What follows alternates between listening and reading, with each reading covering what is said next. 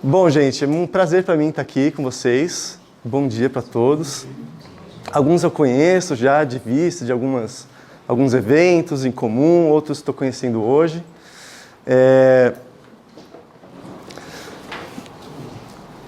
E eu também fico um pouco nervoso cada vez que eu vou qualquer palestra que eu vou dar, né? Mas também quando eu vou falar desse tema, porque eu nunca sei muito bem que caminho que eu vou seguir. Porque a gente pode falar de uma forma superficial, assim, dos elementos da comunicação não violenta que o Marshall Rosenberg trouxe, ou a gente pode pegar um ponto específico e aprofundar, e aprofundar, e aprofundar, e fazer prática, e fazer vivência. Então é sempre um desafio escolher que caminho que eu vou seguir, né? Então, eu preparei de alguma forma, né? Eu preparei um roteiro, mas também eu vou sentir um pouco do... quem aqui conhece um pouco de constelação familiar? Então, tem um público aqui que vem dessa área. Então, eu tenho esse viés fenomenológico também da constelação, né? De sentir o que se apresenta na hora para trabalhar, porque às vezes o que eu acho que o grupo está precisando não é o que o grupo está precisando, né? Então eu gosto de ficar aberto para ver o que está sendo necessário na hora. Eu imagino que alguns de vocês têm algum conhecimento mais a fundo, outros mais superficialmente, naturalmente, né? Mas eu quero agradecer, em primeiro lugar, o convite, né? Que a Shirley me fez, a Regina, a Ana. Oi, bom dia. Bom dia, sejam bem-vindas. Pode ficar à vontade aí. Pelo convite, para mim é uma honra estar aqui com vocês.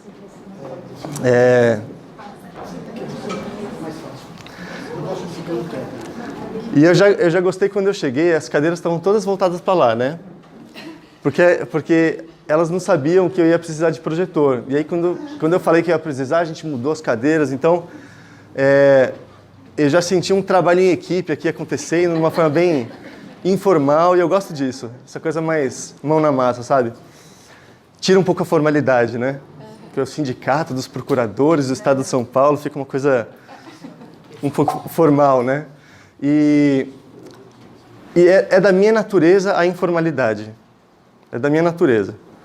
E na mediação de conflitos, a informalidade também faz parte.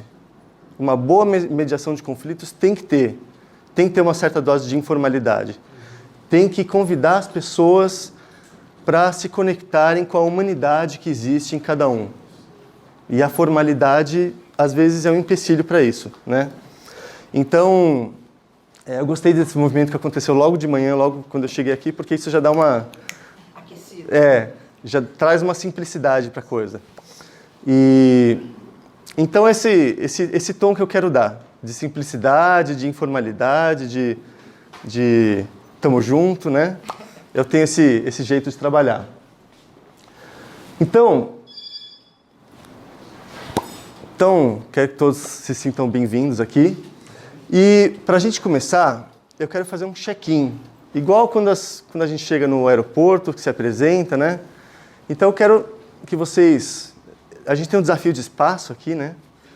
Mas se vocês puderem formar duplas, e aí é mais fácil fazer com quem está do lado, para não ter que movimentar todas as... Bom dia, tudo bom? Fica à vontade.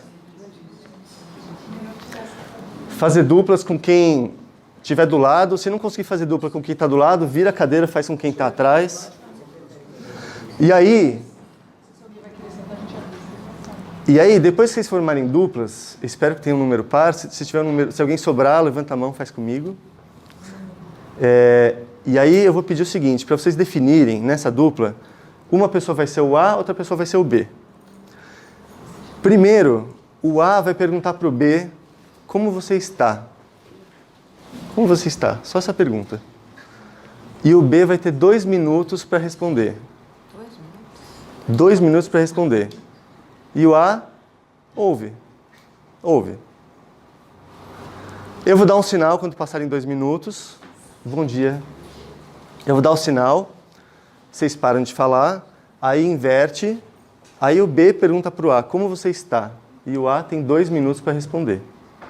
Aí eu faço o sinal, depois a gente continua. Então, primeiro façam as duplas e definam quem é o A, quem é o B. E esperam o meu sinal para começar o exercício. E aí, pessoal? Agora eu pergunto para vocês, como é que foi a experiência? Quem quer compartilhar a experiência? Não, essa é uma experiência muito legal, porque eu não dei muitas instruções, né? Eu não falei que não podia interromper, que tinha que ficar só ouvindo. Tem gente que entende dessa forma. Tem gente que não entende dessa forma, que é mais natural o diálogo, a interação. Mas, assim, não tem certo e errado. O importante é a vivência que isso proporciona para a gente com esse exercício e as reflexões que traz para cada um. Então, por exemplo, você sentiu... Não foi você, né? Que se sentiu muito tocada com a presença dela, né? O amor. Essa experiência de ser ouvida. Quando a gente está falando algo que é importante para a gente e tem alguém presente, ouvindo o que a gente tem para dizer. E, assim, é uma bênção, né? Quem tem isso na vida. Muita gente não tem isso na vida. Alguém que possa me ouvir, me compreender o que eu estou sentindo, o que eu estou passando. Muita gente não tem isso. Então, quem tem alguém que tem essa disposição de nos ouvir, nossa, é muito bom, né? E quando a gente se dá conta disso, de como isso tem valor,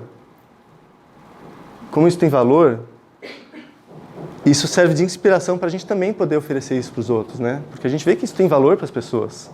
Uma escuta, uma presença, né? Então, esse é um dos insights que eu tenho nesse exercício.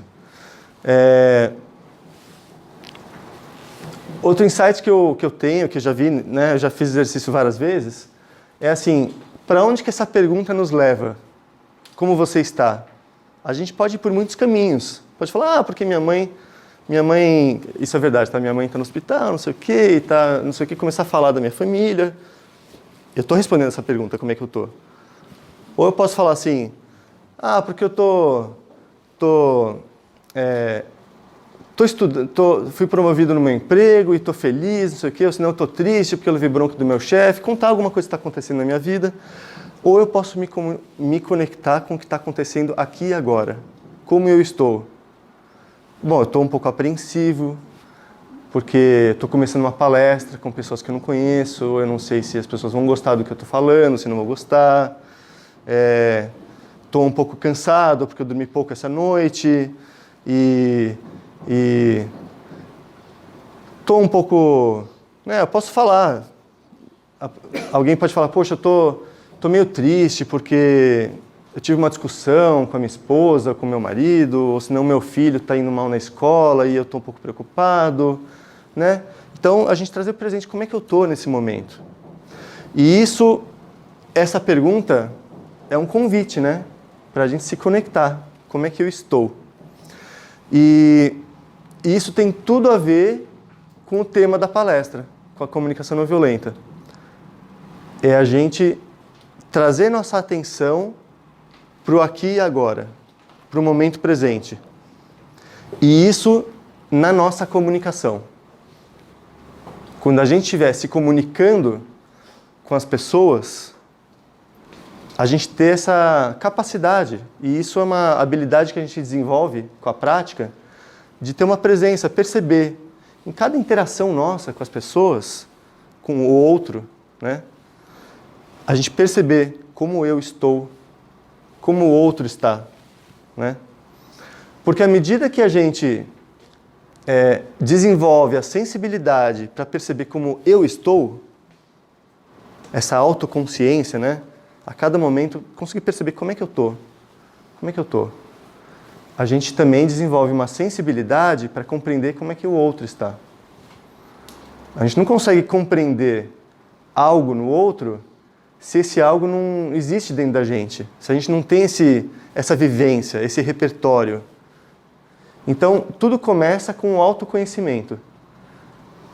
A gente se conhecer. Eu não me aguento, eu começo a falar dos temas assim que estão lá na frente da palestra, porque a coisa vai fluindo, né? Mas tudo bem. Então é isso. Então, o trabalho de autoconhecimento, ele é a base, ele é fundamental numa comunicação não violenta, numa comunicação que promova a paz, que promova a conciliação, que promova a conexão entre as pessoas. É fundamental o autoconhecimento, a autopercepção, a gente perceber como é que a gente está. Então,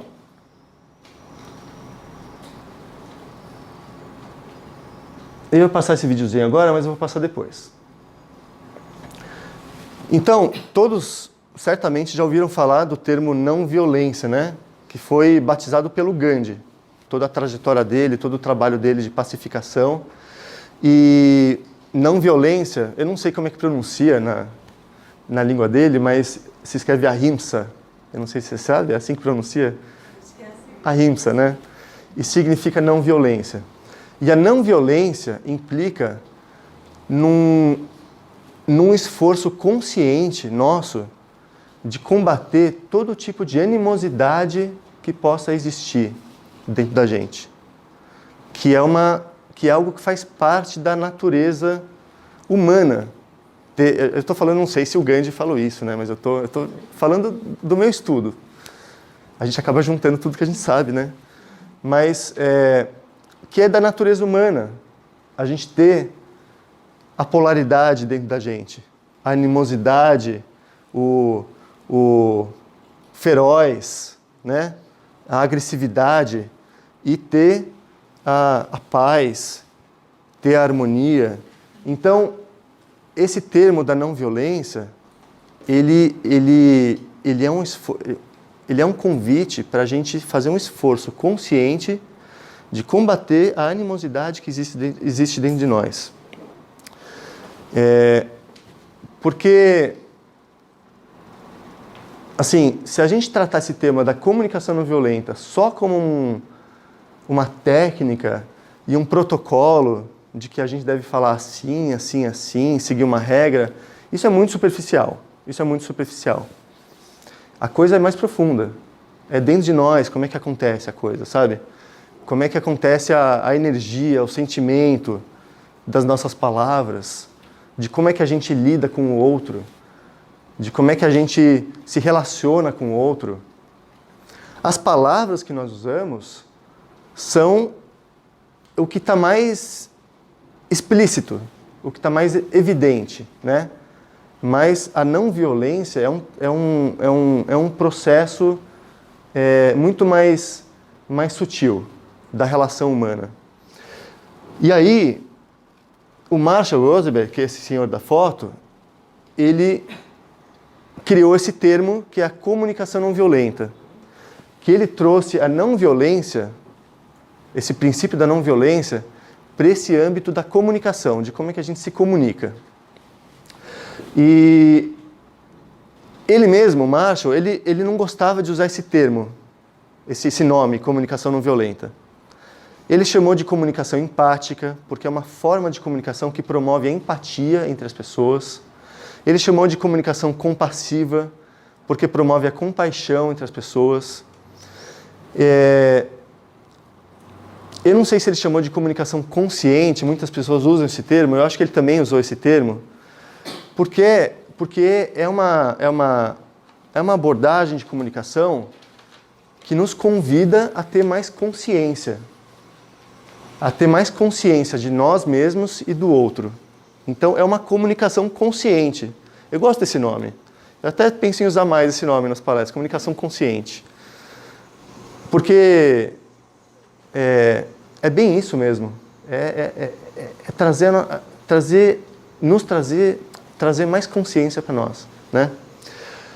Mas esse nome é muito interessante, comunicação não violenta, porque ele evidencia que existe algo que é a comunicação violenta. Então, se existe a comunicação não violenta, existe a comunicação violenta.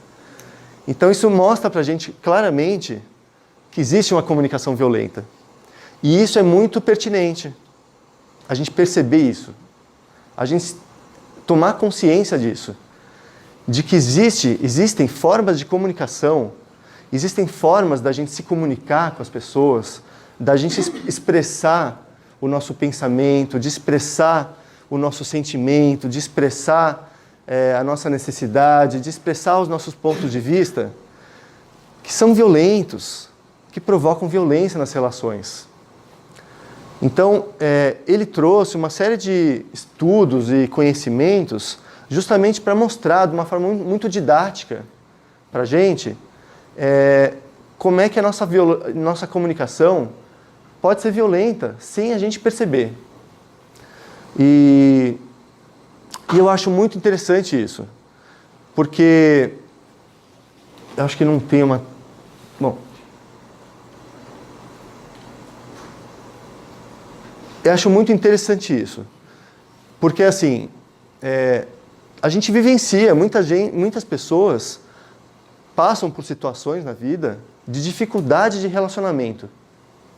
No relacionamento conjugal, relacionamento com os filhos, relacionamento com os pais, relacionamento com os colegas de trabalho, com cliente, com fornecedor, né? Com amigos. Muitas pessoas passam por dificuldade de relacionamento. E aí, não percebem que essas dificuldades de relacionamento, elas são uma consequência de uma dificuldade de comunicação. Que a comunicação é a base de tudo, né? Com uma comunicação eficiente, a gente consegue usar palavras que criam janelas, que a gente consegue enxergar o outro, que o outro consegue nos enxergar, que a gente consegue perceber a humanidade do outro, independentemente do jeito que a pessoa se expressa com a gente. Por mais violenta que seja a forma da pessoa, por mais agressiva, por mais ofensiva, por mais crítica e julgadora que seja a forma como uma pessoa se comunica com a gente pode, através de um ganho de consciência, de um ganho de compreensão do ser humano, perceber que por trás das palavras da pessoa tem um ser humano. A gente aprende a fazer isso. E é por isso que eu falei no começo da palestra que é um desafio falar desse tema. Porque isso que eu estou falando é muito bonito, né? Na teoria. Só que a prática disso, poxa, não tem fim, não tem fim. Eu me vejo recorrentemente, dia após dia, lidando com situações em que eu preciso me superar a minha capacidade de compreensão do ser humano, para conseguir compreender a pessoa, para conseguir me compreender, sabe? Então, é realmente um caminhar, é um caminho de vida. Então, é muito mais do que uma técnica, do que uma abordagem de comunicação. É um aprendizado mesmo. Então, as palavras podem criar muros ou janelas. Eu fiz esse slide inspirado num poema, que eu acho que nem é do Marshall, mas ele menciona no livro dele, e nos workshops dele ele mencionava é um poema que fala que as palavras podem criar muros ou janelas. Um poema muito bonito, está aqui no livro. E aí eu me inspirei para fazer essa tela aqui. E aí o convite que eu faço, né, que o Marshall faz e que eu faço para vocês aqui, é justamente de ter uma busca, não só nesse momento, mas daqui para frente, ter uma busca de aprendizado para perceber quando que as nossas palavras estão criando muros e quando que as nossas palavras estão criando janelas. Assim, eu poderia parar a palestra por aqui, né? Eu vou explicar algumas coisas da comunicação não violenta que nos ajudam a fazer esse trabalho com nós mesmos, de aprender a usar com mais consciência as nossas palavras, para que a gente deixe de criar muros nas nossas relações e para que a gente cada vez mais consiga construir janelas nas nossas relações. Então, existem elementos que o Marshall trouxe, que ele sistematizou de uma forma bem didática, e que tem ajudado muita gente no mundo todo, Mas assim, mesmo antes da gente falar da coisa mesmo prática e dos elementos que nos ajudam, só da gente perceber que as nossas palavras podem criar muros ou janelas, e a gente ter uma boa vontade interna de querer se melhorar e querer aprender, a gente pode aprender com a própria experiência. Não precisa nem estudar muito, assim, de teoria. Porque todo mundo tem inteligência. Ninguém é burro aqui, né? Então, é só a gente observar o que acontece nas nossas relações, o que acontece na nossa interação com as outras pessoas. É só observar, perceber. Puxa, eu falei de tal jeito. Olha como é que a pessoa se sentiu. Olha como é que a pessoa reagiu. Como que eu me senti? O que aconteceu com a nossa relação? O que eu posso aprender com isso? Observando, procurando formas melhores de se comunicar. Só isso já é um grande aprendizado. Mas o que acontece? Muitas pessoas não fazem esse esforço de aprender com a própria experiência. Muitas pessoas se comunicam de uma forma que provoca distanciamento, que afasta as outras pessoas e continua se comunicando desse jeito. Continua agindo do mesmo jeito e continua provocando as mesmas situações nas outras relações ou na mesma relação, né? A pessoa não aprende com a própria experiência. Então, isso que eu estou falando não é nem da comunicação não violenta, isso é princípio de vida, né? Pode falar. Dizem que a prática leva à perfeição. A minha pergunta é, a gente vai treinando, e cada um de nós que entra nesse mundo sabe o quanto é difícil você fazer essa observação e, putz, enfiei o pé na jaca e voltar, e não podia ter feito diferente e tal. Com o tempo e com a prática, melhora? Na sua percepção. Então, tem uma... Outro dia eu vi um palestrante falando uma coisa muito interessante. Que se a prática em si já fosse suficiente para a pessoa se aperfeiçoar, todo motorista de táxi seria piloto de Fórmula 1. Mas só a prática e a experiência não é suficiente. O que precisa é a gente colocar um esforço consciente para a gente aprender com a prática. Então, se o motorista de táxi todo dia está se aprimorando e querendo dirigir melhor, querendo dar uma freada mais suave para não dar um movimento brusco no passageiro, a aceleração, fazer as curvas de uma forma mais suave, oferecer alguma coisa para o passageiro, melhorar as condições do carro, um esforço da pessoa de querer oferecer um serviço melhor, de ser melhor no que ele faz, ele pode ser um piloto de Fórmula 1, ou ele pode ser um motorista de táxi muito bom. Agora, tem aqueles que dirigem todo dia e são péssimos motoristas, né? Então, é esse convite que eu estou fazendo. É o esforço de aprender a se comunicar melhor. Nossa, acho que a gente vai ter que trabalhar esse tema aí, porque...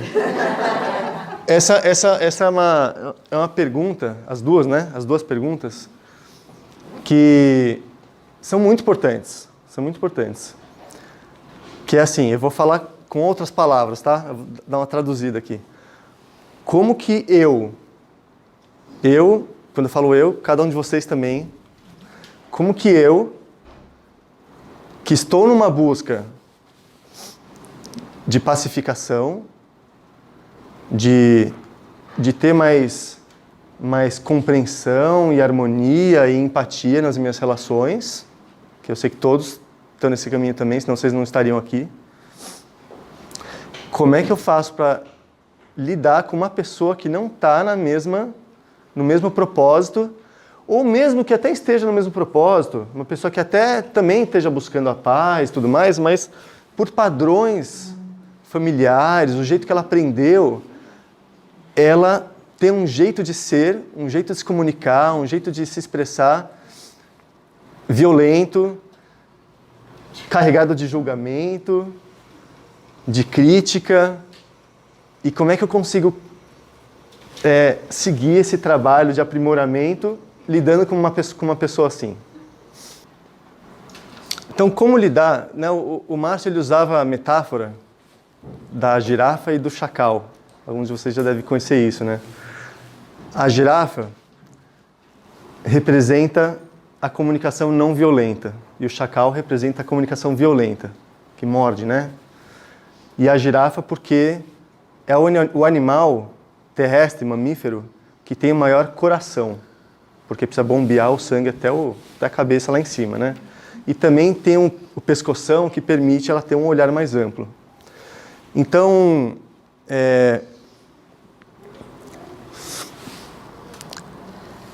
como é que a gente faz para lidar com uma pessoa que a gente percebe que tem uma tendência mais para... Eu não gosto de falar, se relacionar com um chacal, porque isso é um rótulo, né? Vai colocar um carinho, ele é um chacal, e eu sou uma girafa. Também eu não posso dizer que eu sou uma girafa, porque eu tenho meus momentos chacais também. Então não dá pra gente achar que uma pessoa é uma coisa ou é outra. Isso é uma visão muito superficial do ser humano, né? Mas assim, como é que a gente faz para lidar com uma pessoa que está se comportando de uma forma chacal, né?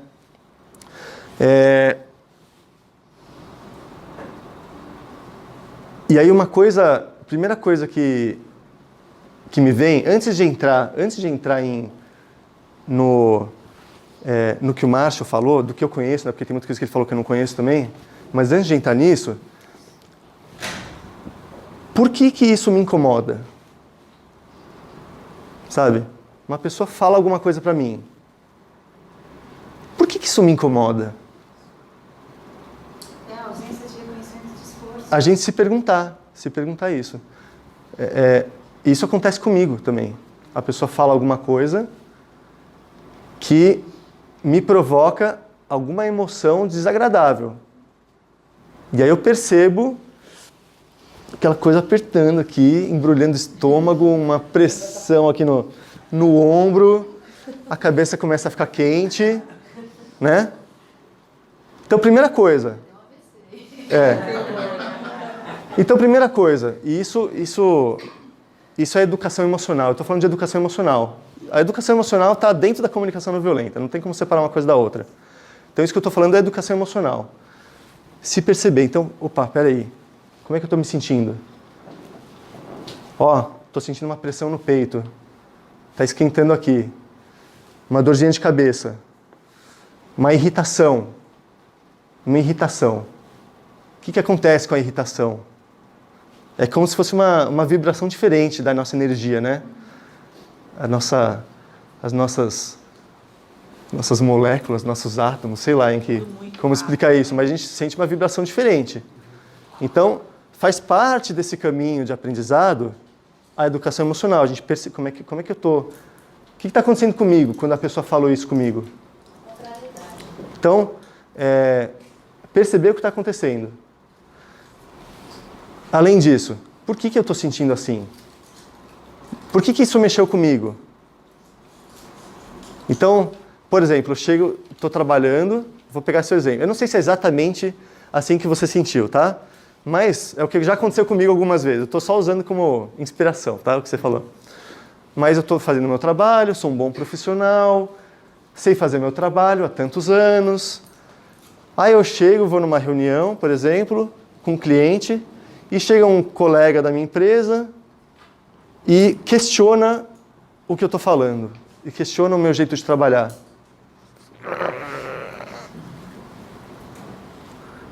Por que isso mexe comigo? Então isso é interessante a gente perceber. Por que eu fico bravo? Por quê?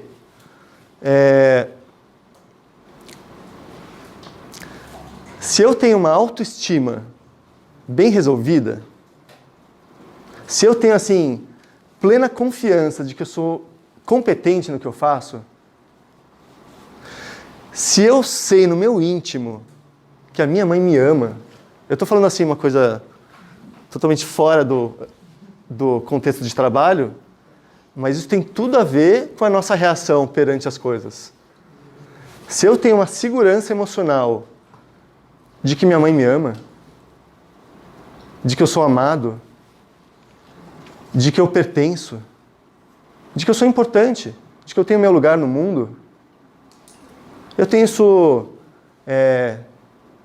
dentro de mim, de forma segura. Eu não vou me incomodar tanto com o que as pessoas pensam de mim. Eu não vou sentir tanta necessidade de mostrar que eu sei, de mostrar que eu sou bom, de mostrar que eu sou competente, de mostrar para mim mesmo isso ou aquilo, porque no meu íntimo eu me sinto amado. Isso que eu estou falando é uma coisa bem profunda, bem profunda. Porque eu trabalho também com pais e mães, eu faço curso também para pais e mães, para trazer a comunicação não violenta para a relação com os filhos.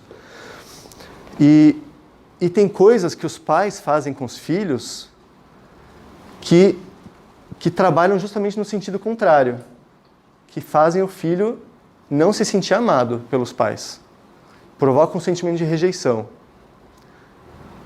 Então tem muitas pessoas que se sentem rejeitados pelos pais, por diversos motivos, cada um com a sua história.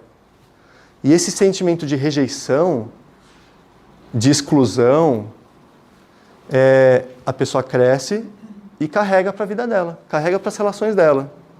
Aí chega numa situação de trabalho, né? Aí eu chego no meu trabalho, estudei, me preparei, e chega alguém e questiona o que eu estou falando.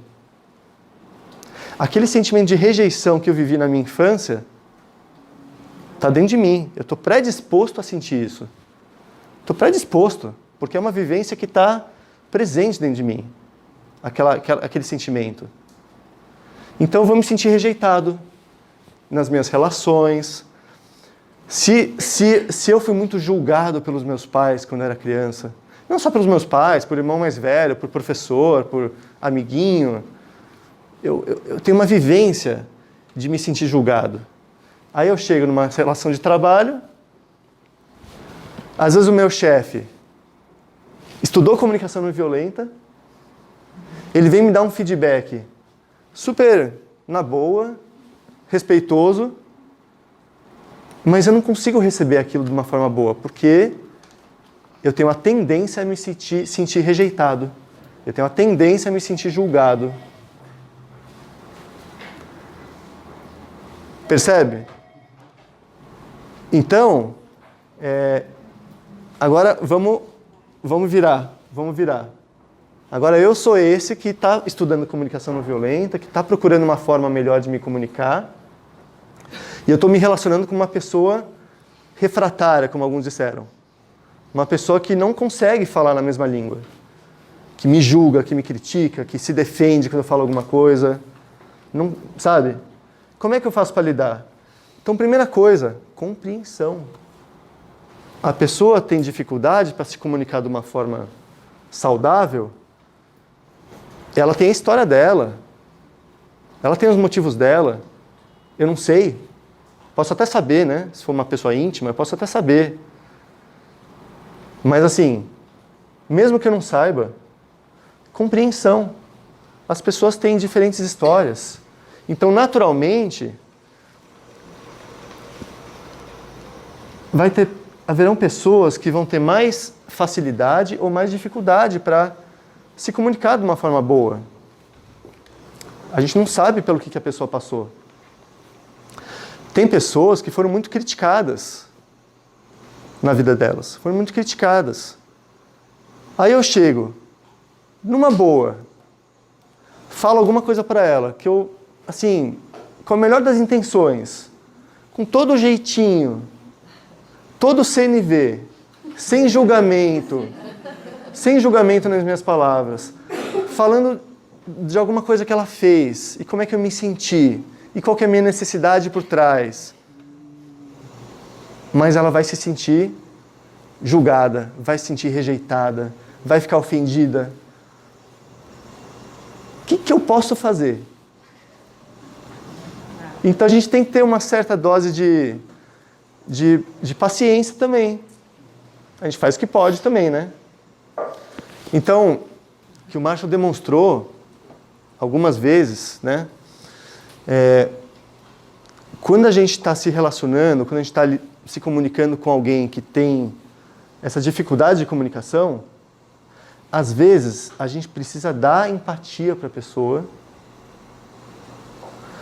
dar empatia e dar empatia, até que a pessoa consiga se sentir compreendida, para que ela esteja pronta para também empatizar com a gente, para também compreender o nosso lado. Isso não é fácil. Por quê? Por que não é fácil? Porque todos nós temos necessidade de ser compreendidos. A gente tem necessidade de ser compreendido. Segura aí. A gente tem necessidade de ser compreendido. Então, às vezes, a gente não tem a capacidade, a estrutura emocional para aguentar um tempo sem ser compreendido, até que a gente possa também ser compreendido. A gente também quer ser compreendido. Porque isso também é uma necessidade humana nossa. Então, às vezes, a gente não aguenta. E aí, não consegue esperar o tempo para a pessoa se sentir compreendida. E a gente quer ser compreendido também. Aí fica os dois querendo ser compreendidos. E aí não é um diálogo, aí é uma discussão, né? Então, para acontecer o diálogo, a gente tem que ouvir com a intenção de compreender. E tem que falar com a intenção de ser compreendido. Então, tudo que a gente quer num diálogo é compreender e ser compreendido. Assim, supostamente, né? Num diálogo. Mas o que acontece? Às vezes a gente quer ser compreendido, mas não está realmente fazendo esforço para compreender, né? Então, isso que eu estou falando é também não que eu quero passar a mão na cabeça e falar tudo bem você não conseguir se comunicar. Eu não quero, assim, sugerir uma acomodação de que é isso mesmo. Mas é uma compreensão de nós mesmos também. A gente tem que se compreender, que às vezes a gente não consegue lidar com uma pessoa difícil porque a gente não tem ainda capacidade suficiente para ter empatia que essa pessoa está precisando, empatia suficiente para a gente não se perturbar tanto.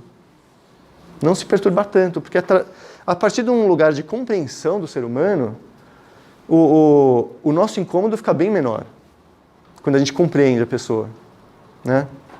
Mas às vezes a gente não tem essa capacidade, tanta capacidade assim de compreensão.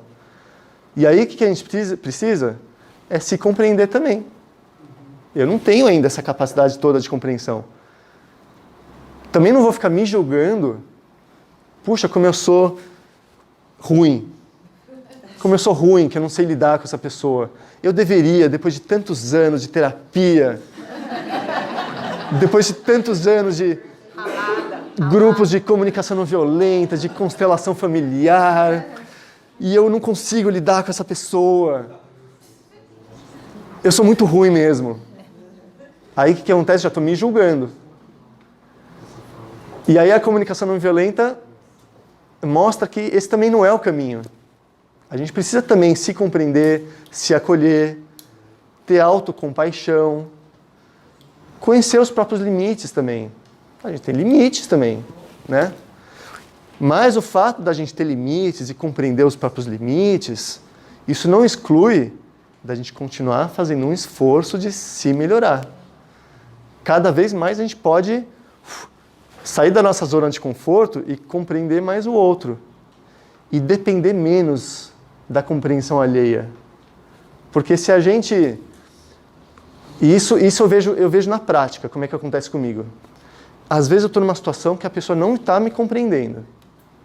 Mas se eu me retiro, e isso pode ser fisicamente, isso pode ser mentalmente, energeticamente, se eu me retiro daquela situação e me encontro num lugar de eu me compreender, de eu perceber o que eu estou sentindo, o que eu estou precisando, de eu empatizar comigo mesmo, a necessidade que eu tenho da compreensão do outro fica bem menor.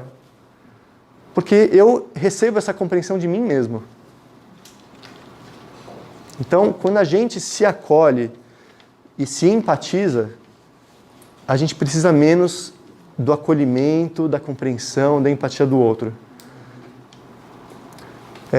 Porque é uma necessidade a gente se sentir compreendido, se sentir acolhido, é uma necessidade nossa. Só que a gente não precisa necessariamente depender do outro para isso. Isso está dentro da gente. E outra, se a gente não consegue receber isso dessa pessoa, a gente pode receber de outra pessoa. Essa é uma outra coisa que o Marshall mostra na comunicação não violenta. É a gente separar o que é necessidade e o que é estratégia. Então a necessidade existe, de eu ser compreendido. Agora, a estratégia que eu encontro para ter essa necessidade atendida, que eu quero que essa pessoa me compreenda. Eu quero que essa pessoa me compreenda. Porque senão eu não me sinto compreendido. Essa é uma estratégia que eu estou encontrando. Talvez essa estratégia não seja possível. Talvez não seja mais viável. Talvez essa pessoa não possa me compreender. Por algum motivo, pelas questões dela. Mas essa é uma estratégia. Eu posso ter essa necessidade atendida de outras formas.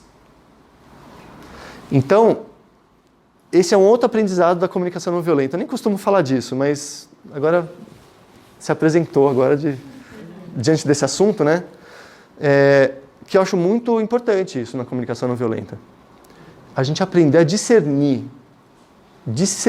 ter discernimento, não só conceitual, mas ter discernimento para perceber o que é uma necessidade e o que é uma estratégia.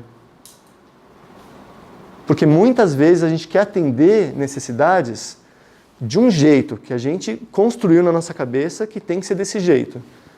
E não tem que ser desse jeito. Existem muitas formas de atender uma necessidade. A gente vive constantemente conflitos entre as nossas próprias necessidades. As nossas necessidades... não é que as nossas necessidades estão em conflito, mas nós estamos constantemente em conflito para atender as nossas necessidades. Então, por um lado, eu tenho a necessidade de pertencer, de ser aceito, de ser querido, de ser amado, de fazer parte daquele grupo, de ser admirado, de ser apreciado.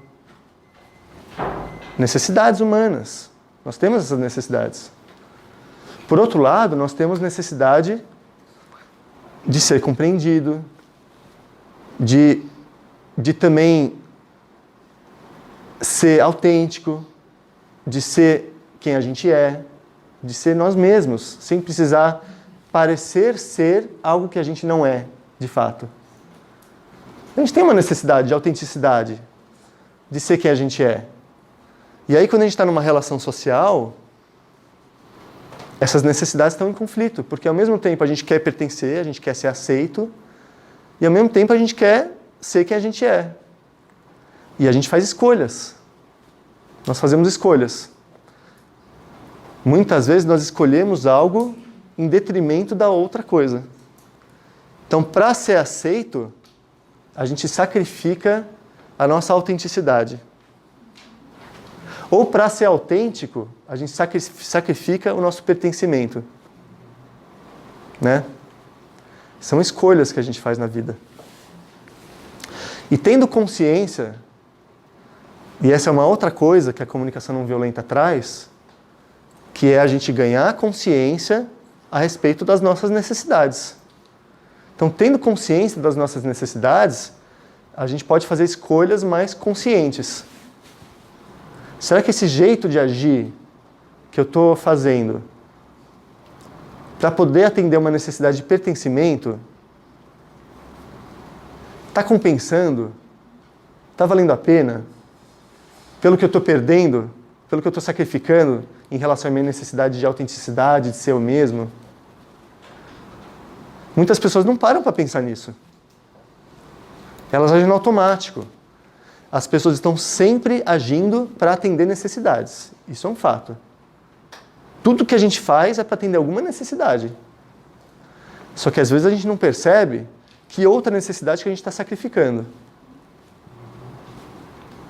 E aí anda no escuro, com padrões de comportamento, reagindo no automático. Então, é o que eu falei, é uma comunicação consciente, a gente trazer consciência das nossas escolhas. O que a gente está sacrificando quando a gente escolhe? Porque toda escolha, eu adoro essa frase, toda escolha implica numa renúncia. Adoro essa frase. Toda escolha implica numa renúncia. Então, assim, o tempo todo a gente está escolhendo o nosso comportamento. Escolhendo como é que eu vou agir, como é que eu vou reagir, como é que eu vou lidar com uma situação, como é que eu vou falar, como é que eu vou sentir. Inclusive, como é que eu vou sentir é uma escolha nossa. E é difícil. Como que eu vou sentir frente a uma situação? É uma escolha, a gente pode escolher se sentir de um jeito, se sentir de outro. Isso é um ganho de empoderamento pessoal, de autonomia. É um poder, né? A gente poder escolher como é que a gente se sente. Eu estou falando isso teoricamente, mas eu sei que não é fácil. Isso também é uma prática, né? As práticas meditativas ajudam as pessoas, ajudam a gente a tomar consciência, a escolher como é que a gente se sente, a perceber, sabe? Então, a vida é feita de escolhas. E toda escolha implica numa renúncia. Então, é uma escolha que a gente faz. E isso acontece muito. Isso que você está falando acontece muito. A gente se comporta ou age num grupo ou com uma pessoa para ser incluído. E a gente sacrifica a nossa autoempatia. E a gente, às vezes, fica se sentindo mal por causa disso. Né? Se sentindo mal por causa disso. Então, talvez em alguns momentos, ou sempre, é a escolha de cada um, né? É a escolha de cada um. Às vezes a gente precisa sacrificar o pertencimento àquele grupo, a aceitação, ou alguma necessidade de autoestima, de o que as pessoas vão pensar da gente, talvez isso não faça bem para a minha autoestima. Por quê? Porque eu estou priorizando nesse momento uma autoempatia, eu me respeitar, eu me acolher, eu respeitar o que eu estou precisando, né? São escolhas de cada um. Então, assim, uma coisa importante, como eu já falei, é que o comportamento das pessoas, o nosso comportamento, o comportamento dos outros, é só a pontinha do iceberg. É só o que está explícito, o que está visível, o que a gente observa. Por baixo do comportamento humano, existem sentimentos. Então, como é que a gente faz para lidar com uma pessoa? Se a gente já partir desse modelo mental, desse mindset, né? Esse modelo mental, dessa crença, dessa compreensão de que por baixo de comportamentos existem sentimentos, tudo que as pessoas fazem é movido por emoções.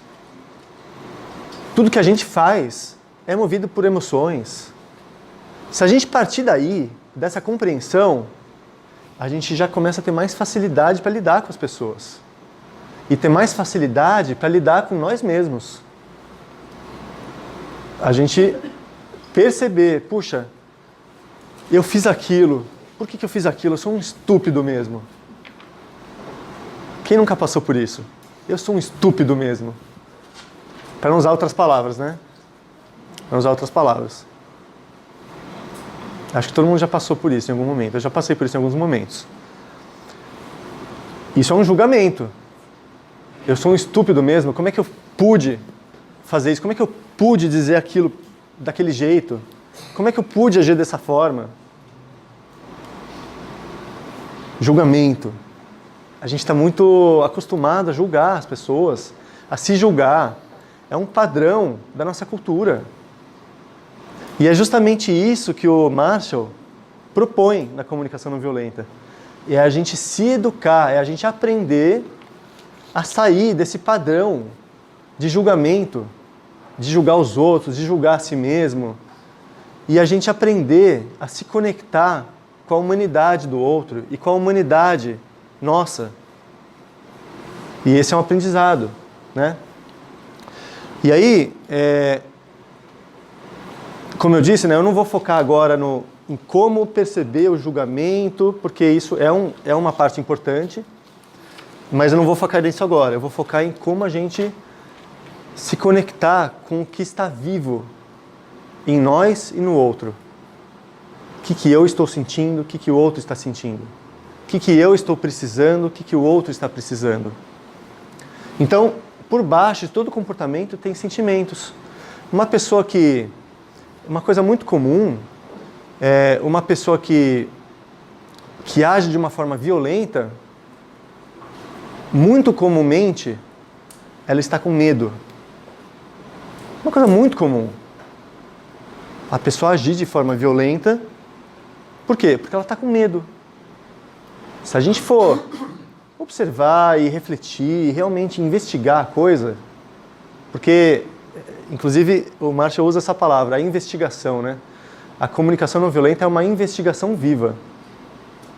É uma constante investigação. É a gente pegar a lupinha do detetive, assim, e estar constantemente investigando o que está vivo em nós, o que está vivo no outro. Então, essa investigação viva que a gente pode se propor a fazer e conhecer, perceber, a gente percebe que por trás de um comportamento desafiador de uma pessoa, muitas vezes, está um medo. Está um medo, uma insegurança, um medo do amanhã, um medo do que vai acontecer com ela, medo do que vão pensar dela. Às vezes a pessoa tem uma reação pouco amigável, de alguma forma ela está insegura. Muitas vezes. Então, a gente poderia ficar horas e horas trabalhando só a questão dos sentimentos. Isso é um dos pilares também dessa comunicação consciente, dessa consciência na nossa comunicação. É a gente ter consciência dos sentimentos. E aí é um longo aprendizado isso aí. Aí eu vou falar um pouco por cima. E nesse aprendizado de ter consciência dos nossos sentimentos, tem isso que eu falei agora há pouco, né? Da gente perceber como é que a gente está, perceber como é que o outro está, perceber a vibração do outro, como é que o outro está, a energia do outro. A gente perceber isso. Que às vezes, quando o outro está com uma vibração irritadiça, né? Uma energia assim irritada, ou a pessoa está exaltada, ou se eu estou exaltado, se eu percebo que eu estou me exaltando, que eu estou me irritando, então perceber isso acontecendo é um ganho de poder pessoal, de ter autonomia nas nossas escolhas de como é que eu vou agir e reagir. Ou melhor, que eu pare de reagir e que eu possa mais agir e menos reagir. Porque a reação implica numa coisa assim, reativa, automática e não consciente. Eu entendo assim, né? Então, agir em vez de reagir. Então, para a gente ter esse empoderamento pessoal, para poder ter mais consciência de como é que a gente age nas diversas situações, a gente precisa desenvolver isso, essa percepção. Como é que eu estou me sentindo, como é que o outro está se sentindo. E às vezes, por mais que eu esteja calmo e sereno e equilibrado, mas se eu percebo que a pessoa não está, não adianta eu falar algumas coisas para ela querendo que a pessoa compreenda, porque ela não está disponível. A pessoa não está disponível para compreender alguma coisa diferente do que ela está pensando. Então, isso também é uma sabedoria. Isso também é uma sabedoria do bom relacionamento, da gente saber se comunicar, a gente perceber o quanto que a pessoa está disponível para ouvir alguma coisa. Às vezes a pessoa não está disponível para ouvir alguma coisa. A gente precisa ter paciência para esperar o momento certo para falar alguma coisa para a pessoa. Então, assim, esse é um conhecimento, essa é uma ciência. A gente perceber que por baixo de comportamentos existem sentimentos. A gente ter compreensão disso, né? E que na raiz dos sentimentos existem necessidades humanas. E que todo sentimento que uma pessoa possa ter é movido por necessidades humanas. Então, uma pessoa que sente medo, ela tem uma necessidade de segurança de alguma forma. E essa necessidade de segurança não está sendo atendida por algum motivo. Isso provoca medo. Percebe? Então existe uma necessidade. Todo mundo aqui, todos os seres humanos na face da Terra, tem uma necessidade em comum, que é a necessidade de segurança. E quando essa necessidade não está sendo atendida, seja por uma ameaça física, uma violência física, a pessoa tem medo de sentir dor, medo de alguma dor física, ou medo de coisas mais graves, né? Seja por uma ameaça emocional. Então, por exemplo, digamos que eu tenho um relacionamento íntimo com alguém e eu tenho a sensação de que a pessoa não está se interessando mais por mim. Isso acontece, né? O que isso provoca? Provoca uma insegurança. Provoca um medo. Um medo.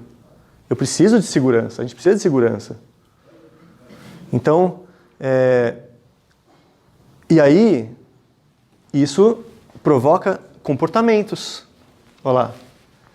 Necessidade de segurança, quando não está sendo atendida, quando eu sinto que essa necessidade está sendo ameaçada por alguma coisa, eu sinto medo. E esse medo faz eu me comportar de algumas formas. Eu posso ser, sei lá, posso falar um monte de coisa, né? Mas muitos comportamentos que às vezes são hostis, são difíceis.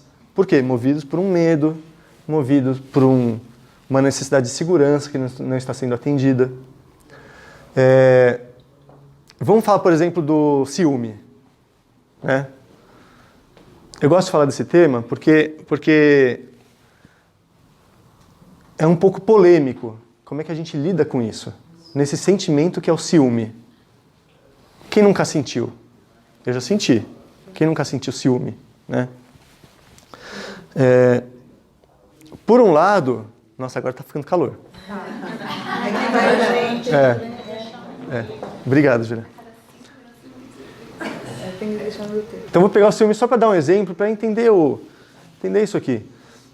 Por um lado, eu considero que é uma coisa negativa, que prejudica as relações. O ciúme é uma coisa tóxica, né? Eu sou uma pessoa que combate o ciúme dentro de mim, né? Eu acho que é uma coisa negativa. Mas, o que a comunicação não violenta nos convida a fazer? Ela nos convida a não ter esse julgamento em relação aos sentimentos. Isso aqui é negativo. Eu não posso sentir isso, porque, afinal, eu sou uma pessoa boa. Eu não posso sentir raiva. Eu não posso sentir ciúme. Isso é feio. É negativo.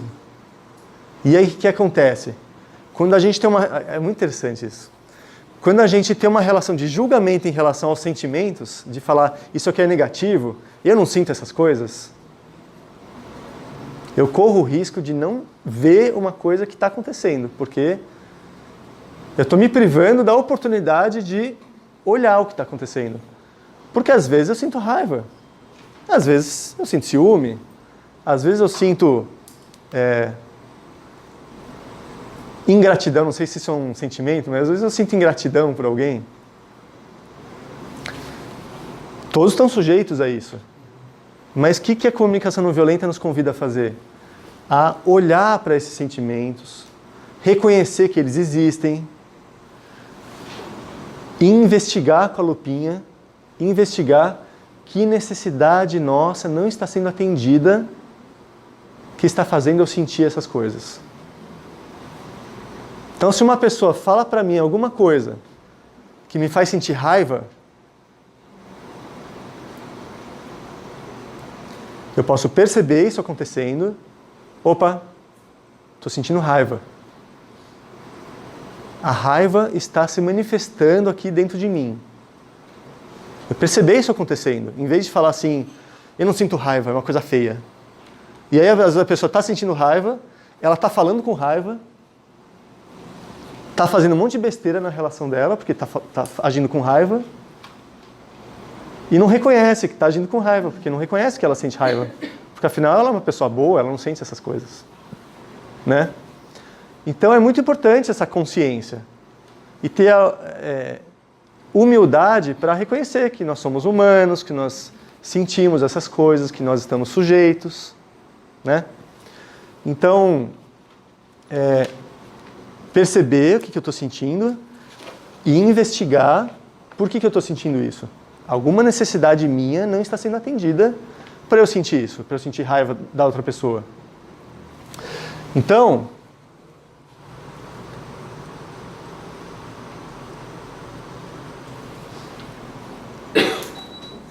assim, nós temos, e é isso o Marshall ele trouxe na comunicação não violenta, de uma forma muito didática, estruturada, fácil da gente assimilar, isso que eu vou falar agora. Eu gosto muito do jeito que ele trouxe. Na verdade, eu peguei o que ele trouxe e estruturei de uma forma aqui para explicar para as pessoas. Outras pessoas talvez expliquem de outro jeito, mas sei lá, é o jeito que minha cabeça funciona, né?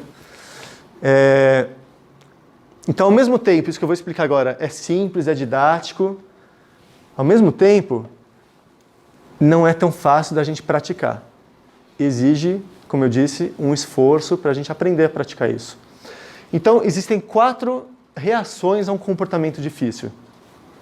Então, eu estou dando um foco nisso em resposta às perguntas que vieram, né? 4 formas. Culpar o outro. Primeira reação, a coisa mais comum, é a gente culpar o outro. Porque o outro é um mal educado, porque o outro não sabe se comunicar direito, ele fica me julgando, enfim. A culpa por eu estar me sentindo mal com isso, com essa situação, é do outro, ele é o culpado. Olha o meu dedo aqui, ó. O dedo apontando para o outro. Culpar o outro. Então o outro fala alguma coisa meio desajeitada para mim, ele é o culpado por eu estar me sentindo mal com isso. Ou se ele está agindo de alguma forma que está me perturbando de alguma forma, ele é o culpado. O problema está com ele. O erro está nele. Ele está errado. Culpar o outro. Outra reação. Se culpar. Se culpar. Então,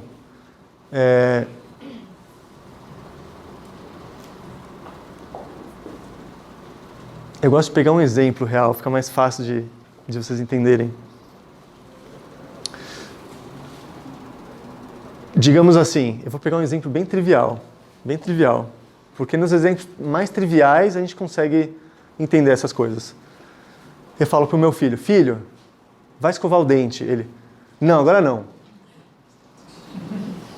Às vezes eu fico bravo com isso, né? Então vamos lá. Ele está muito mal educado, não está respeitando. Se eu falo, ele está mal educado, então existe um problema com ele. Ele não está respeitando o que eu falo.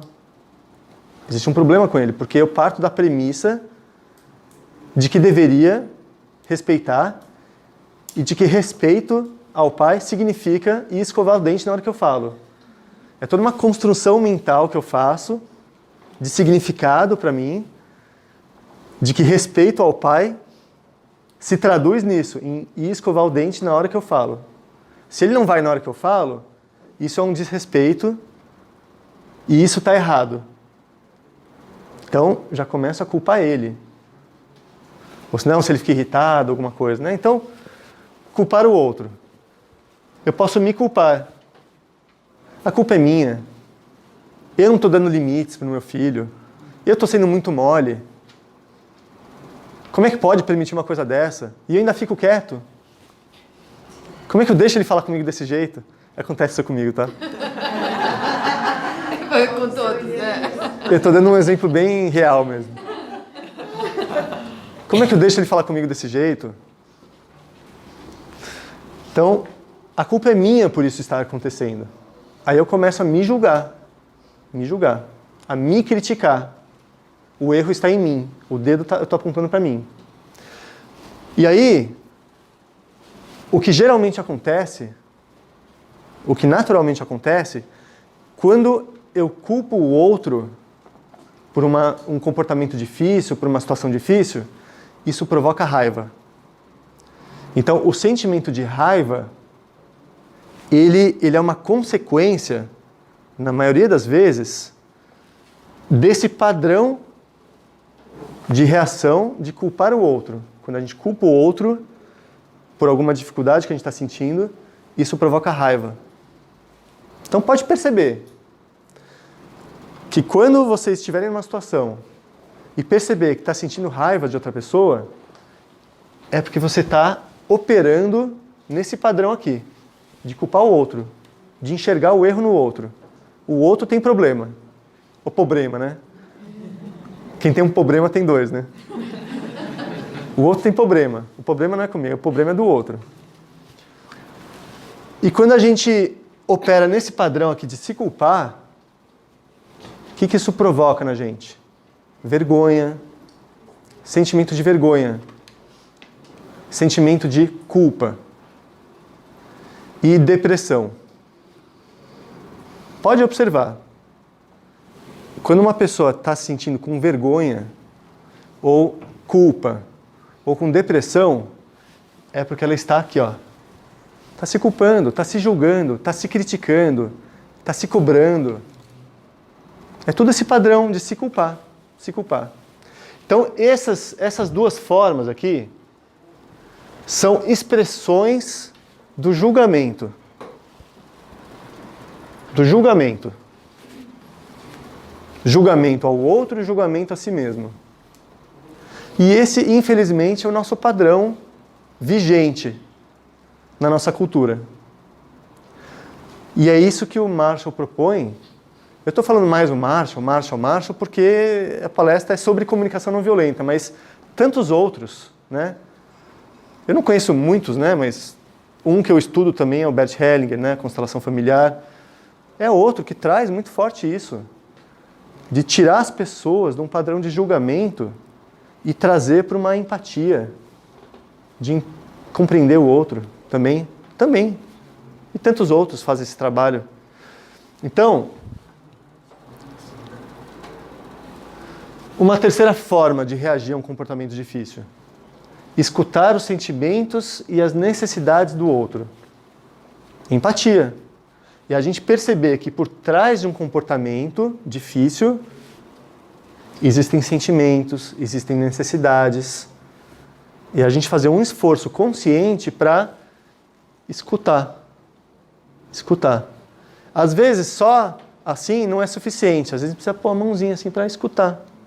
Eu faço isso. Às vezes eu estou num lugar que a pessoa está falando alguma palestra, ou alguma coisa a pessoa está falando e não estou ouvindo. E eu participei uma vez de um acampamento de The Tracking Project. É um projeto para jovens e crianças, mais para jovens. E ele ensinou essa técnica simples, né? Para você quer ouvir uma pessoa, você faz assim, uma conchinha. E aí as ondas sonoras batem aqui na mão e entram no ouvido. Então você consegue ouvir mais quando você foca aqui, faz tipo uma antena parabólica. Você consegue captar mais o som que vem daquela direção. Faz isso, interessante. Isso ajuda a ouvir uma pessoa que está longe, assim. Eu não sei por que eu falei isso, mas... Mas é bem isso. Quando a gente não está escutando, a gente fazer um esforço a mais para escutar. O que está por trás daquelas palavras? O que está por trás daquele comportamento? Às vezes precisa de um esforço a mais. Não está tão óbvio. Não está tão nítido, tão fácil da gente entender. às vezes, esse chacal aqui, ele vem quase mordendo a gente. Fala de um jeito com a gente que a gente fica com medo. E a primeira reação é reagir, é ir para a luta, ou é fugir, né? São reações instintivas. Reações instintivas de quando a gente se vê diante de uma ameaça. Então, quando uma pessoa fala com a gente de um jeito que a gente se sente ameaçado de alguma forma, é da natureza humana,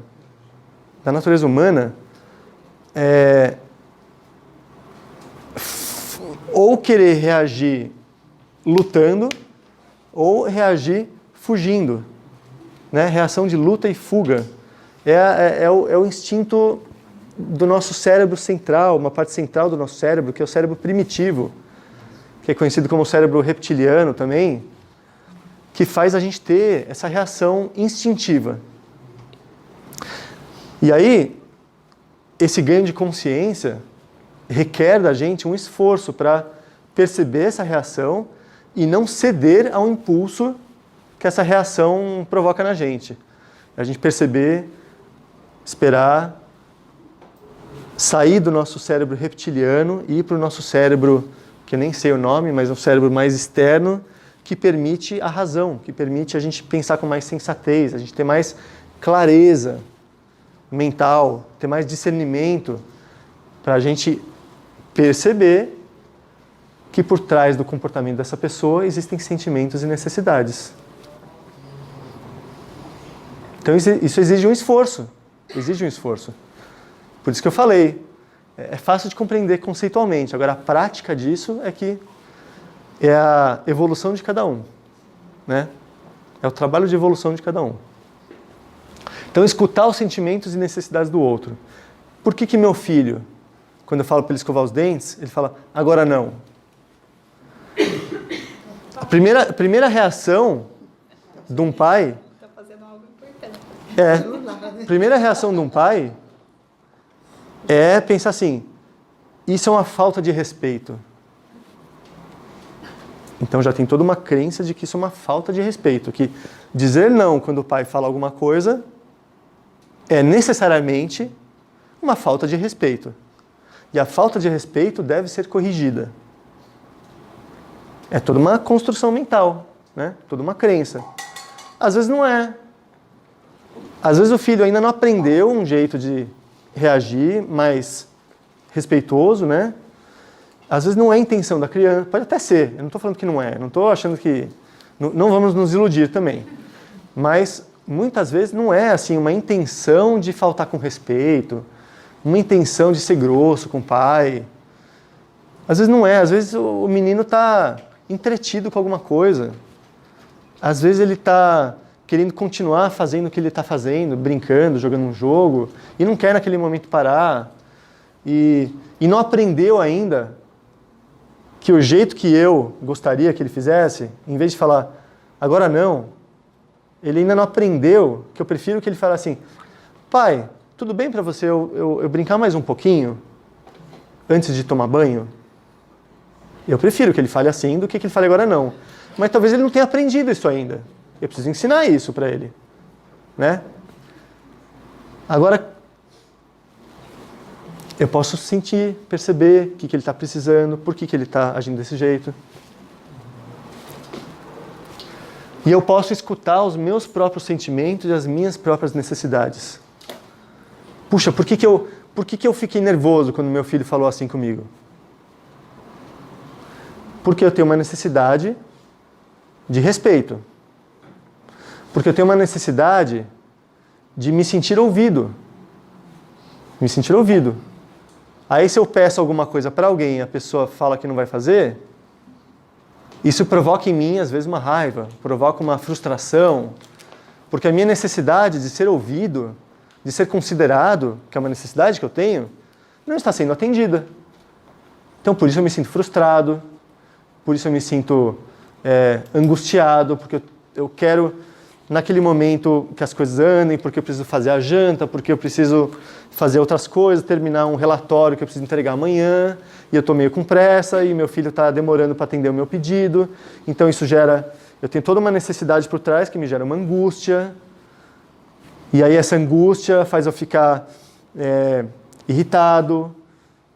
Então, percebe? É a gente perceber tudo isso acontecendo. Então, e essas duas formas aqui são expressões da empatia. É a gente empatizar com o outro e empatizar consigo mesmo. E isso acontece para fora, né? E para dentro. Julgar o outro, julgar a si mesmo. Empatizar com o outro, empatizar consigo mesmo. E aí é essa dança, né, que a gente pode aprender a fazer, de perceber quando a gente está julgando o outro. Como eu disse, né, não achar que eu sou bom demais para fazer isso. Não, eu não julgo as pessoas.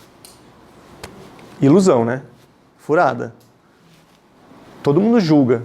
Todo mundo julga. Então, perceber, opa, peraí, isso que eu estou agindo desse jeito porque eu estou julgando a pessoa. Ou porque eu estou me julgando, por isso que eu estou me sentindo assim. E a gente perceber isso. E fazer um esforço sempre para desenvolver isso aqui. Desenvolver a empatia pelo outro, desenvolver a empatia por si mesmo. Esse é o trabalho da comunicação não violenta. Esse é um caminho de aprendizado. Isso que você ouviu na outra palestra também é comunicação não violenta. Também é. Eu não vou falar que não é. Também é.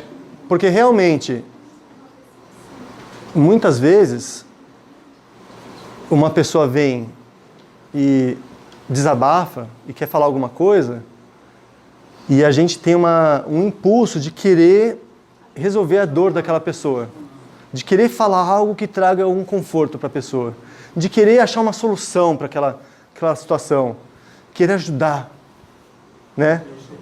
Às vezes a gente tem um impulso de querer ajudar os outros e a gente não para pensar o que a pessoa de fato está precisando. Às vezes a pessoa não está precisando de um conselho, não está precisando de uma solução. Às vezes a pessoa só está precisando mesmo de uma escuta. Às vezes está precisando de uma solução. Às vezes está precisando de um conselho, de uma orientação, de algo que a gente diga que ajuda a pessoa a enxergar de uma outra forma, uma situação. Às vezes está, mas às vezes não está. Então, esse que é o aprendizado, momento a momento, a gente perceber. Então, por exemplo, tem uma coisa que as pessoas que estudam comunicação não violenta, algumas, né, acham que nunca podem dar um conselho quando alguém fala alguma coisa. Eu já não penso assim. Eu acho que é um aprendizado nosso perceber quando cabe e quando não cabe. Porque às vezes a pessoa está querendo um conselho. Ela está expondo uma situação, querendo saber o que você pensa. O que você acha que ela deveria fazer. Às vezes ela está querendo, mas ela não pede explicitamente, me dá um conselho, o que você acha. Às vezes ela só está desabafando. E aí cabe, olha, você aceita um conselho? Você quer saber o que eu penso a respeito disso? A gente pode até perguntar, né, antes de chegar falando, só para não ser invasivo. Mas às vezes a pessoa não quer. E a gente chega dando um conselho para a pessoa e é invasivo. Né? Não é o que a pessoa está precisando. Às vezes a pessoa está só precisando ser ouvida. E é essa sensibilidade que a gente precisa desenvolver. Eu estou procurando desenvolver essa sensibilidade. Porque já teve vez que eu falei alguma coisa que a pessoa não estava precisando ouvir aquilo. E já teve vez que eu não falei porque eu achei que a pessoa só queria ser ouvida. E depois eu fiquei pensando, puxa, eu podia ter falado alguma coisa para ela, né? Eu podia ter ajudado ela de alguma forma. Percebe? Então, eu acho que é um aprendizado nosso. A gente saber ajudar os outros também. Perceber o que a pessoa está precisando. Ela levantou a mão aqui primeiro. É interessante Você, né? isso que Fala. você falou, porque às vezes a pessoa quer se ouvir. Ela fala para você querendo se ouvir. E às vezes ela já tem a resposta, inclusive. Se você fala alguma coisa que não está de acordo com o que ela pensa, aí é um conselho desnecessário e pode até agredir. Então essa sensibilidade é importante, porque isso acontece muito em questões de terapia. A pessoa se ouve, o terapeuta não descobre nada novo, ele só retorna o que a própria falou. E às vezes ela quer falando para você se ouvir. Uhum. E é isso que a gente tem que segurar, deixá-la, né? Se ouvir. É. Eu acho interessante, eu coloco isso em prática no meu trabalho como pai. O trabalho diário de ser pai e ser mãe, né? Então, às vezes acontece, minha filha volta da escola chateada.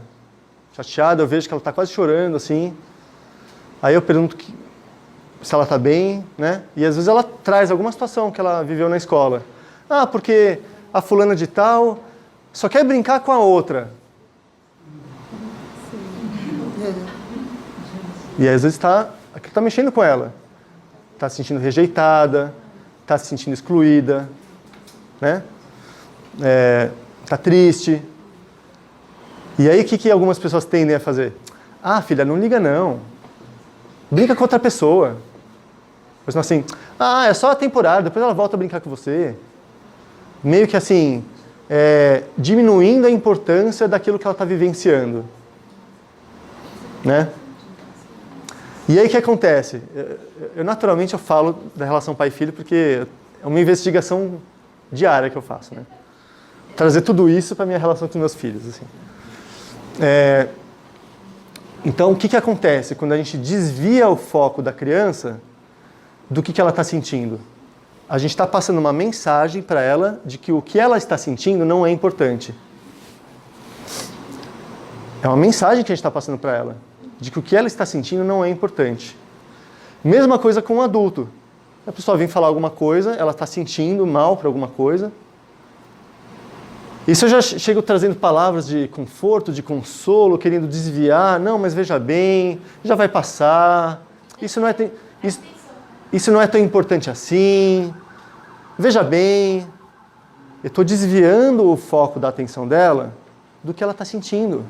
Que é real o que ela está sentindo. E aí, eu estou transmitindo uma mensagem para ela sem perceber. Mas a pessoa sente. Eu estou transmitindo uma mensagem de que eu não estou dando importância para o que ela está sentindo. E a pessoa sente isso. Que o que ela está sentindo não está sendo importante para mim. E aí a tendência, quando eu faço isso, é a pessoa se fechar. Ela não vai estar aberta para ouvir o que eu tenho a dizer. Porque ela está sentindo que o que ela sente não é importante para mim, então por que ela vai ouvir o que eu tenho para dizer para ela? Eu não estou dando importância para ela. Só um minutinho. Isso que eu estou falando agora é muito importante. Isso é muito importante. Antes da gente querer ajudar qualquer pessoa, eu sei que muitos de vocês têm isso como trabalho, né? Ajudar outras pessoas, de alguma forma. Mas antes, a gente precisa estabelecer a conexão. Precisa estabelecer a conexão. Precisa ajudar a outra pessoa a sentir o tamo junto. Sentir que a gente está junto com ela. Sim. E como fazer isso? A gente precisa desenvolver essa empatia. Então, assim, tem formas de fazer isso, né? Tem uma coisa comum que as pessoas que estudam comunicação não violenta fazem, que é, como é que chama aquilo de falar o que a pessoa disse? Parafrasear. Então, eu estou ouvindo você me dizer que você está se sentindo assim, tal. Então, você ajudar a pessoa a se conectar com ela mesma, né? Você mostrar que você está entendendo o que ela está falando, o que ela está sentindo. Mas não precisa necessariamente a gente fazer isso também, né? O Marshall, ele disse uma coisa muito interessante, que essa comunicação não violenta, todo o processo, que eu nem vou falar hoje para vocês, todo o processo da comunicação não violenta, os passos da comunicação não violenta, ele pode acontecer sem uma palavra, em silêncio. A gente não precisa necessariamente dizer alguma coisa para a pessoa. Às vezes a comunicação não verbal, a nossa postura, o nosso olhar, já diz muita coisa. Já mostra uma conexão, sabe? Então a gente pode desenvolver isso. Como expressar, e não só como expressar de uma forma técnica, né? Mas que isso seja real, né? Que a gente esteja ligado, conectado com o que ela está sentindo, o que ela está passando. Porque aí fica mais fácil ela se desarmar para receber o auxílio, para receber a nossa ajuda. Então a gente precisa ter esse cuidado, é um cuidado. E eu estou falando isso, parece que é muito fácil, né? Mas já aconteceu, ainda acontece às vezes. Eu quero falar alguma coisa para alguém e eu vejo que a pessoa não recebeu do jeito que eu gostaria. E depois eu começo a perceber por que isso aconteceu. Porque não tive empatia suficiente. Ela não sentiu que eu estava... Ela não sentiu o tamo junto. Então precisa ter o tamo junto. Essa cola, essa conexão. Vamos lá, vamos trabalhar esse assunto. Muito legal, muito legal.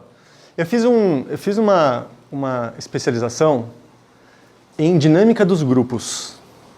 Na Sociedade Brasileira de Dinâmica dos Grupos. E lá eu estudei um pouco de Carl Rogers também. E o Marshall, acho que ele foi aluno do Rogers, né? Ele é bem rogeriano. E a contribuição do Carl Rogers foi muito importante no processo terapêutico. A importância da empatia no processo terapêutico. Então isso que eu estou falando tem tudo a ver com isso, né? Bacana você trazer o Rogers, porque eu gosto muito das coisas que ele trouxe, né? Então, assim, eu vejo dessa forma. Eu tenho essa crença, esse jeito de trabalhar com as pessoas também, até nos processos terapêuticos, de que quando a gente sustenta um espaço de empatia, de escuta, a própria pessoa é capaz de chegar nas próprias soluções. A gente não precisa dar solução para a vida das pessoas. As próprias pessoas têm condição. Às vezes elas precisam de um espaço de escuta que permitam ela entrar em contato com isso para chegarem nas próprias soluções. Então, no processo terapêutico, isso é uma chave aí da qualidade do processo terapêutico. Deixar a própria pessoa, porque uma solução que vem da própria pessoa, ela se sente muito mais comprometida com aquilo, de ter uma transformação pessoal, do que uma solução que vem de alguém de fora. Peraí, segura aí. Quando é um ahá que a própria pessoa teve, um insight que a própria pessoa teve, tem muito mais valor no sentido de ganho de consciência, de transformação pessoal, do que um ahá que vem de fora. Então, nesse sentido, a empatia é o caminho. É o caminho. Mas o que eu estou dizendo é que nem sempre o que a pessoa está precisando naquele momento é passar por um processo terapêutico. Às vezes ela está precisando de uma solução para resolver alguma coisa. E se a gente for muito assim, não pode dar solução, não pode dar conselho, só pode escutar. Às vezes ela está precisando de uma ideia. E a gente vai se eximir disso, vai deixar de dar uma ideia que a pessoa está precisando. Então é isso que eu estou dizendo, a gente tem esse discernimento. Nem sempre cabe, nem sempre é o momento da gente fazer um trabalho só com perguntas, né? Como o coaching clássico ensina, a gente trabalhar com perguntas, para a própria pessoa chegar nas suas respostas. É muito legal isso. Mas nem sempre é isso que a pessoa está precisando. É esse discernimento que eu estou propondo aqui. A gente tem um discernimento. O que a pessoa está precisando? Mas eu concordo que às vezes realmente é disso que a pessoa está precisando. É a gente trabalhar com perguntas. A pessoa conta alguma situação, em vez da gente querer fazer um comentário e dar uma solução, a gente perguntar. Puxa, e como é que você sentiu quando aconteceu isso? Como é que você está se sentindo agora? O que você acha que você pode fazer? Através de perguntas, ajudar a pessoa a pensar.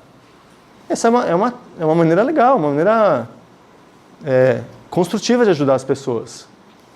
Só que também a gente precisa ter um cuidado de como que faz isso.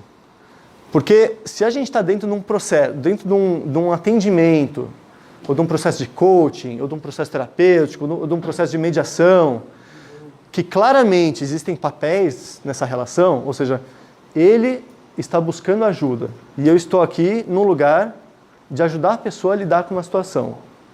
Está claro, papéis bem definidos. Então ele sabe que eu estou usando técnicas, ele sabe que eu estou ajudando ele a lidar com uma situação. Então ele deu um voto de confiança, ele está aberto para receber as minhas técnicas. Então eu posso usar as minhas técnicas. Agora tem aquela metáfora, né? Para quem só tem um martelo, tudo que encontra pela frente é prego.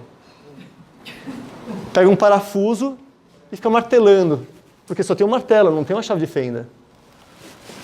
Então, se a gente só tem isso, esse repertório, quer fazer perguntas, a gente vai querer fazer isso com todo mundo. Às vezes não é isso que a pessoa está precisando. Então, a gente precisa desenvolver mais repertório. Tem hora que cabe isso, tem hora que não cabe. A gente precisa até aumentar nossa caixa de ferramentas. Precisa ter um martelo, precisa ter uma chave de fenda, precisa ter um... Eu nem sei, eu devia chamar meu sogro aqui, porque ele é o cara da manutenção, ele conhece tudo de ferramenta. Eu sou um zero esquerda com essas coisas. Percebe? É disso que eu estou falando. Eu conheço uma situação, dois amigos meus muito próximos. Um deles, durante anos, passando por dificuldade no casamento, na relação com o filho da esposa, que não era filho dele, mas que ele meio que adotou. Dificuldade mesmo, assim.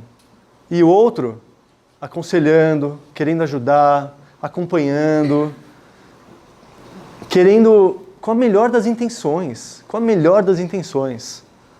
querendo ajudar o outro. Esse outro que foi ajudado, começou a sentir raiva.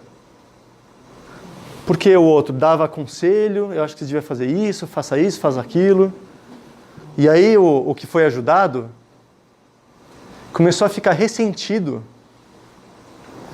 por ter que fazer o que o outro estava falando, por não ter autonomia de fazer do jeito dele, se sentir invadido. Então, é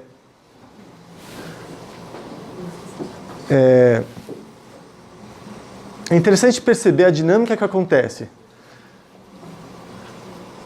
Existe uma coisa que pode acontecer, se a gente não tomar cuidado, é quando a gente quer ajudar alguém e a pessoa não quer ser ajudada, ela fica com raiva de quem está tentando ajudar.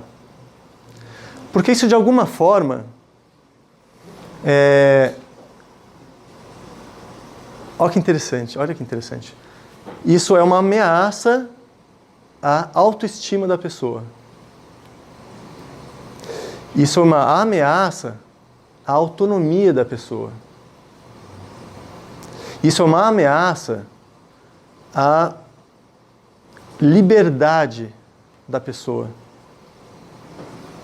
A gente diz o que ela tem que fazer. De uma forma muito sutil, isso passa uma mensagem. Isso pode acontecer, não estou falando que é regra geral, mas pode acontecer. Isso passa uma mensagem de que a gente não confia no próprio bom senso dela, na própria capacidade de lidar com a situação. Isso mexe com a autoestima da pessoa. né? Isso provoca uma reação. E outra coisa interessante, eu vou falar um pouco do que eu aprendi na constelação familiar,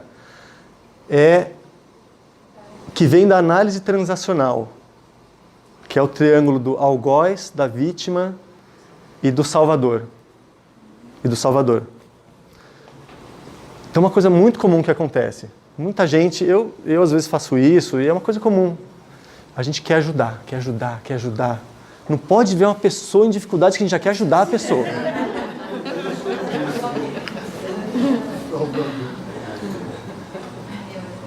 Uma necessidade minha de ajudar os outros. Muitas vezes não é uma necessidade da pessoa ser ajudada. Eu que tenho necessidade de ajudar os outros. Então eu faço isso mais para atender uma necessidade minha do que para atender uma necessidade do outro. E aí o que acontece? Eu quero ajudar. E aí eu dou. Quero ajudar, então eu dou de mim. Eu dou de mim para ela. E às vezes ela não quer receber aquilo que eu quero dar para ela. Ela não quer receber aquela ajuda. E aí, no estalar de dedos, num instante, sem a gente perceber, a gente está sentindo raiva dela. Poxa, tantos anos eu quero ajudar ela. 3 anos ouvindo ela. E agora ela ousa falar e já começa a sentir. Não sei se você sentiu raiva, eu estou falando que é uma coisa que acontece. E aí, num instante, eu saio do lugar de salvador, que quer sempre ajudar os outros, e passo para o lugar de algoz. Ele está errado, como é que pode? Ingrato. É muita ingratidão. Eu saio do lugar de salvador e vou para o lugar de algoz. Ou eu posso ir antes para o lugar de vítima. Poxa, estou há tantos anos me dedicando e a pessoa não me compreende, né? E eu não sou valorizado, não sou reconhecido, não sou apreciado por todo o meu esforço de querer ajudar o outro. Vítima. E aí, num instante, raiva da pessoa. Aí eu já não sou a vítima, eu sou algoz. Então são 3 lugares de desequilíbrio.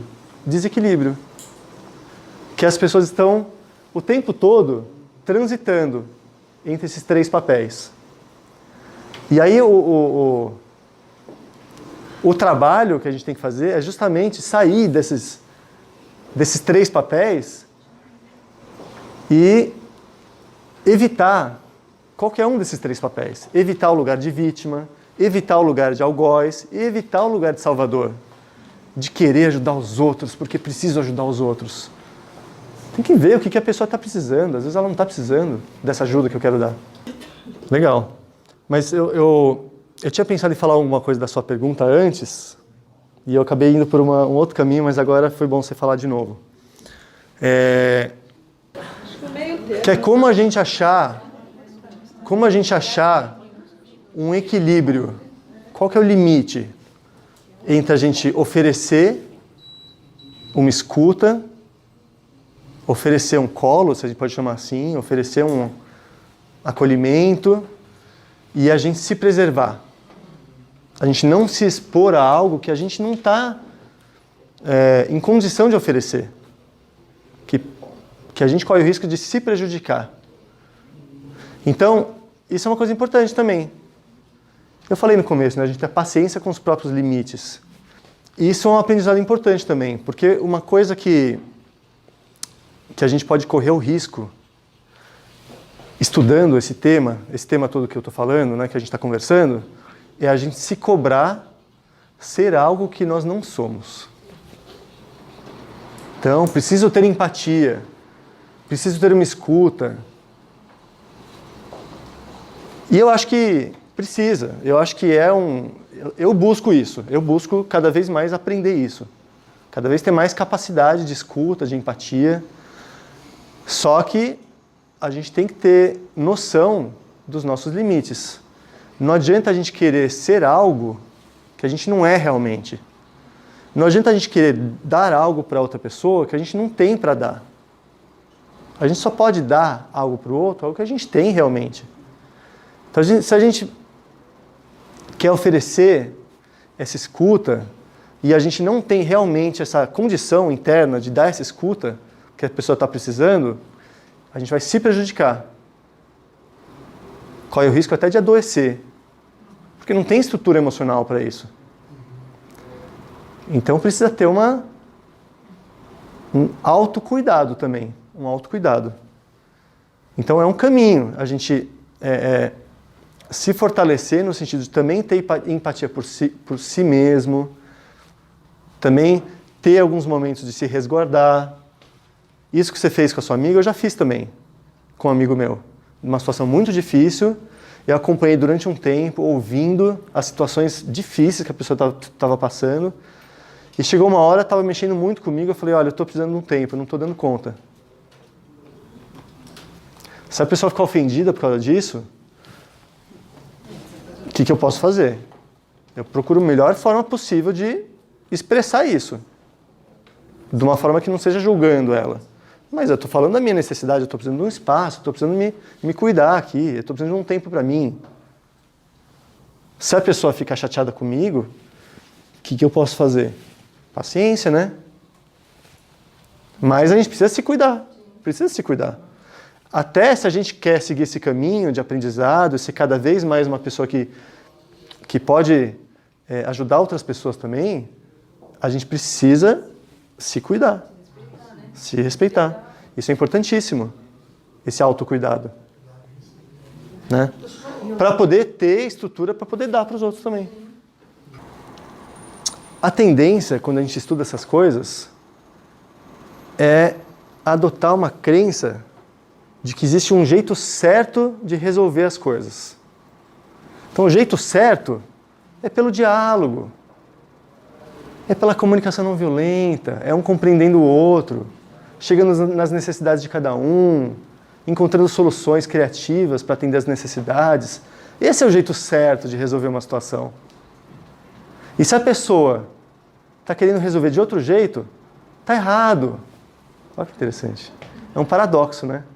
É um paradoxo. Porque ao mesmo tempo, eu estou estudando tudo isso, para mim isso é uma verdade, eu estou buscando isso nas minhas relações, mas quem não está buscando isso, está errado. Aí eu já estou julgando a pessoa. Só fazer uma bem. Só um minutinho, peraí. Senão eu perco meu raciocínio aqui. Então, isso eu aprendi muito na constelação familiar. A gente compreender que, às vezes, a pessoa está precisando passar por aquilo. A pessoa não está pronta para resolver desse jeito que eu acho que é o certo. Por mais que eu acredite que esse é o jeito certo de resolver os conflitos, às vezes a pessoa precisa daquele conflito. Precisa que aquilo continue. Se resolver, o que vai ser dela? Ela tem um medo de perder aquilo, porque aquilo parece que faz parte da identidade dela. Ela precisa daquele conflito, que aquilo permaneça.